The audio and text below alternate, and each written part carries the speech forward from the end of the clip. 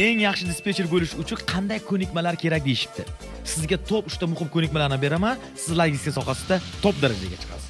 Birinchisi ingliz tili va communication. Broker va driver bilan aniq, ishonchli va tez gaplasha olish kerak. Bu hamma narsaning asosi.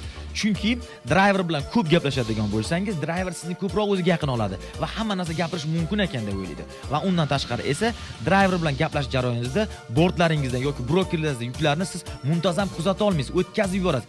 Ya'ni yuk olish imkoniyatingiz juda ham pasayib ketadi va buning natijasida esa yaxshi gaplasha olgan dispetcher ko'proq reyd va kamroq stress oladi. Negotiation, ya'ni savdolashish san'ati. Bu skill sizni oddiy dispetcherdan profit olib keladigan strategik dispetcherga aylantiradi. Ya'ni bu nima degan? Dispetcherlar 1% dan 2% gacha, o'rtacha 1.5% gacha olishadi. Ya'ni qanday? 1% dispetcher $100, $200 har bitta yukida, ya'ni savdolash oqibatida olib kelsa, 1.5% dispetcher уже 400, 500 yoki undan da ko'proq har bitta yukida daromad olib keladi. Shuning oqibatida esa shunaqa dispetcherlarga talab juda ham bozorda kam bo'ladi. Lekin bunday dispetcherlarning soni hozirgi kunda bozorda kam.